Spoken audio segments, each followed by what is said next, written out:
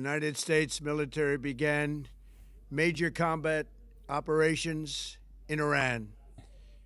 Our objective is to defend the American people by eliminating imminent threats from the Iranian regime, a vicious group of very hard, terrible people.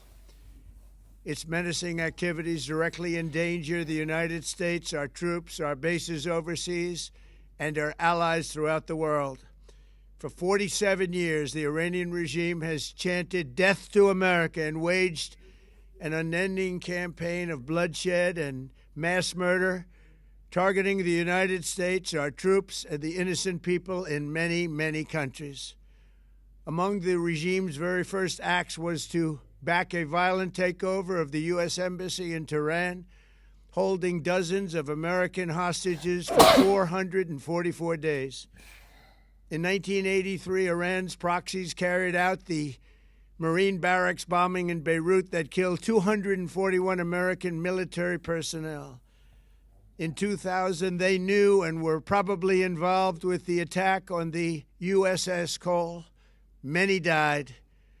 Iranian forces killed and maimed hundreds of American service members in Iraq. The regime's proxies have continued to launch countless attacks against American forces stationed in the Middle East in recent years, as well as U.S. naval and commercial vessels in international shipping lanes. It's been mass terror, and we're not going to put up with it any longer. From Lebanon to Yemen and Syria to Iraq, the regime has armed, trained, and funded terrorist militias that have soaked the earth with blood and guts. And it was Iran's proxy, Hamas, that launched the monstrous October 7th attacks on Israel, slaughtering more than 1,000 innocent people, including 46 Americans, while taking 12 of our citizens hostage. It was brutal, something like the world has never seen before. Iran is the world's #1 state sponsor of terror and just recently killed tens of thousands of its own citizens on the street as they protested. It has always been the policy of the United States, in particular my administration, that this terrorist regime can never have a nuclear weapon. I'll say it again, they can never have a nuclear weapon. That is why in Operation Midnight Hammer last June, we obliterated the regime's nuclear program at Fordow, Natanz, and Isfahan. After that attack, we warned them never to resume their malicious pursuit of nuclear weapons, and we sought repeatedly to make a deal. We tried.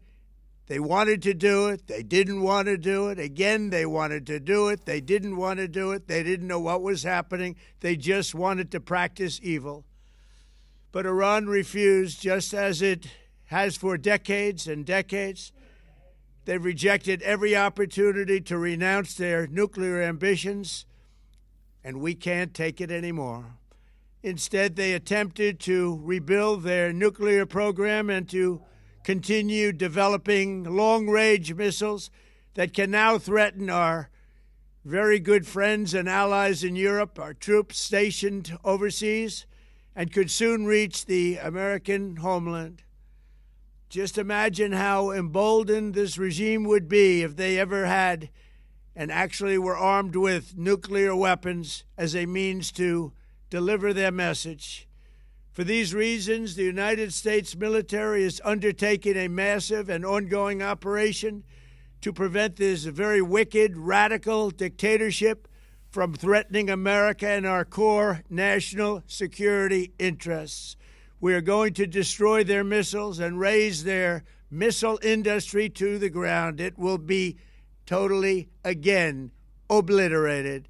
We're going to annihilate their Navy. We're going to ensure that the region's terrorist proxies can no longer destabilize the region or the world and attack our forces and no longer use their IEDs or roadside bombs, as they are sometimes called, to so gravely wound and kill thousands and thousands of people, including many Americans.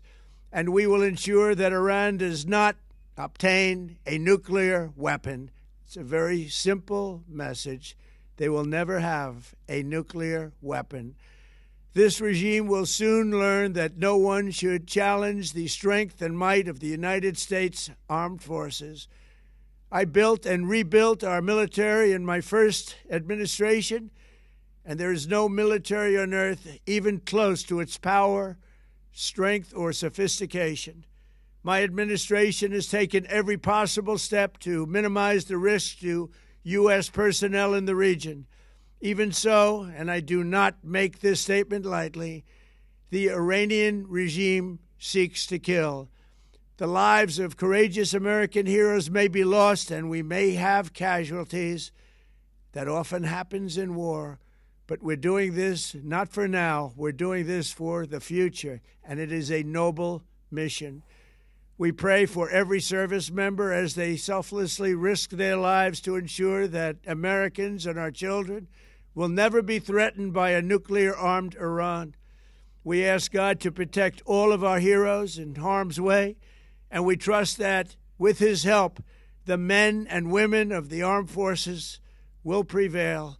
We have the greatest in the world, and they will prevail. To the members of the Islamic Revolutionary Guard, the armed forces, and all of the police, I say tonight that you must lay down your weapons and have complete immunity, or, in the alternative, face certain death. So, lay down your arms. You will be treated fairly with total immunity, or you will face certain death. Finally, to the great, proud people of Iran, I say tonight that the hour of your freedom is at hand. Stay sheltered. Don't leave your home. It's very dangerous outside. Bombs will be dropping everywhere. When we are finished, take over your government. It will be yours to take. This will be probably your only chance for generations. For many years, you have asked for America's help, but you never got it. No president was willing to do what I am willing to do tonight. Now you have a president who is giving you what you want. So let's see how you respond. America is backing you with overwhelming strength and devastating force. Now is the time to seize control of your destiny and to unleash the prosperous and glorious future that is close within your reach. This is the moment for action. Do not let it pass. May God bless the brave men and women of America's armed forces. May God bless the United States of America. May God bless you all. Thank you.